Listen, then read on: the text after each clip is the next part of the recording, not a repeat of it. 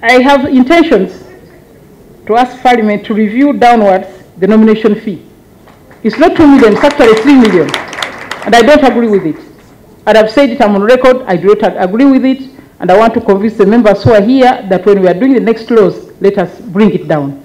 It was 400,000 shillings. It was $200. Then suddenly it was shut up. So that one I'm committed and I'm record. But I want to say that on representation, for instance, in the cabinet, I think Uganda has done well. We have a number of ministers who are below 30 in this cabinet. Actually, the cabinet is what I can say is a cabinet of grandfathers, the parents, and the grandchildren. That's the structure of our cabinet. So all the categories are there. Nomination fees, yes, we know it is necessary to have nomination fees, but we should have a threshold. 3 million shillings is a bit too high, because we know these young people have no resources. They are disadvantaged in as far as that is concerned. So much as you may say you need money to contest, abilities of no account without opportunity. So some of these young people have the qualifications, they have the skills necessary to lead, but unfortunately without that opportunity to contest, without that opportunity to even have to run for an election, you are denying them a chance to show their abilities. To reduce the nomination fee, number one, and then also to have a law that puts a ceiling on the amount of money that can be spent in an election. So the campaign financing will be at least within a particular range for some offices, so that at least we know that someone is not going to put too much money and take undue advantage because of the resource envelope that they have, the weight of their resource envelope. So we really would like to have a ceiling on the money that is spent. The high rate of nomination fees is really unnecessary and uncalled for, because first of all, the 9th Parliament maybe thought that by raising the nomination fees, they could block many young people from contesting. But it is evident that most of the 9th Parliament members really didn't come back, even though they raised the nomination fees. So I think we need to be fair. We need to be fair. The 3 million nomination fees for EC is quite high. It's not affordable by every Ugandan, not only youth, but even old people can't afford all this money. But again, the NRM party must first work on this, because it's NRM that raised this nomination fees from 200 to 2 million.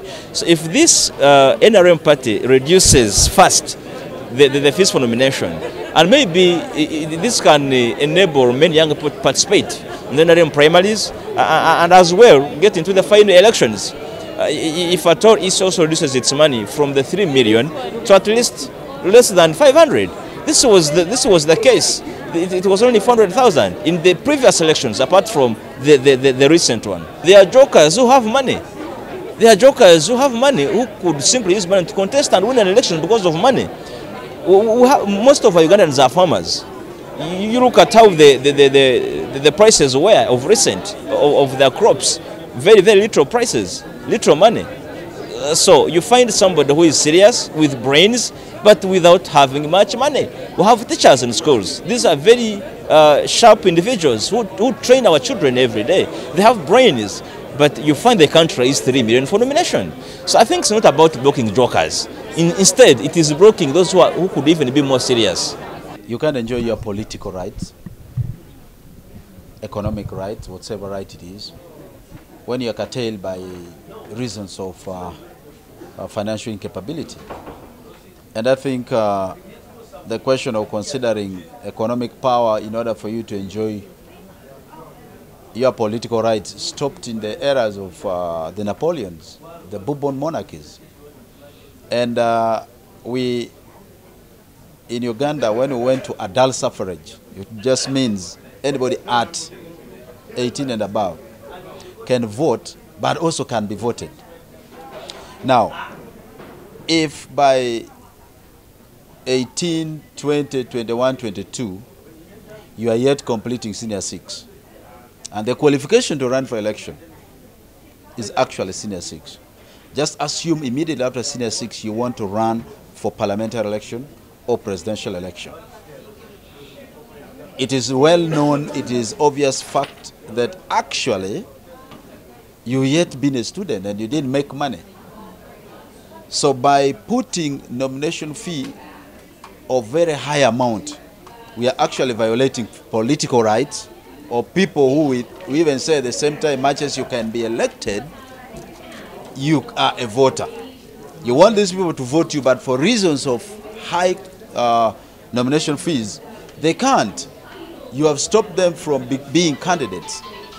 Now, two, when I was standing for election in 2010, in a by-election, I paid 200,000 nomination fee.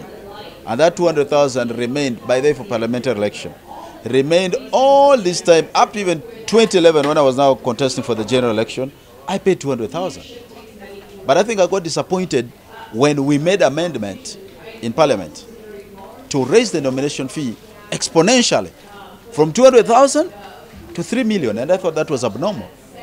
Now, most of the reasons, the driving forces were that I think in the 9th Parliament, we wanted to stop so many of our opponents using the question of nomination fee so that they would not contest against us.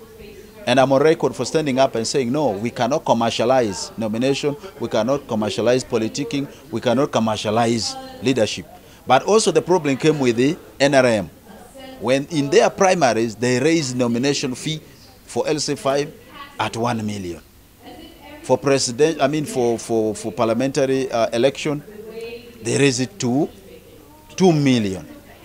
Now, it automatically became a common sense, because they have a lot of members of parliament, that when we were making amendment, it became like what in bidding we say reserve price.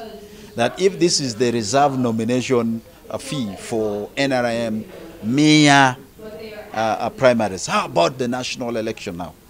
And I think that is the most disappointing thing, and most youth are not happy, and they will complain, because then even the economic hardship is biting the youth more than any other thing. Now, that said and done, it's even worse with the presidential. You cannot expect somebody to pay 20 million.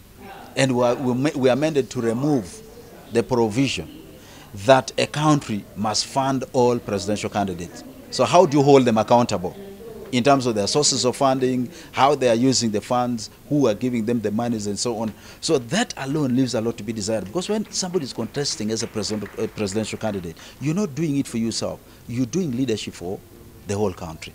So I think it's high time actually we convinced the House that in the next amendment of any electoral reforms, we must go back to election which is almost for free, not this question of commercializing nomination, because it's a violation of political rights, especially of the youth.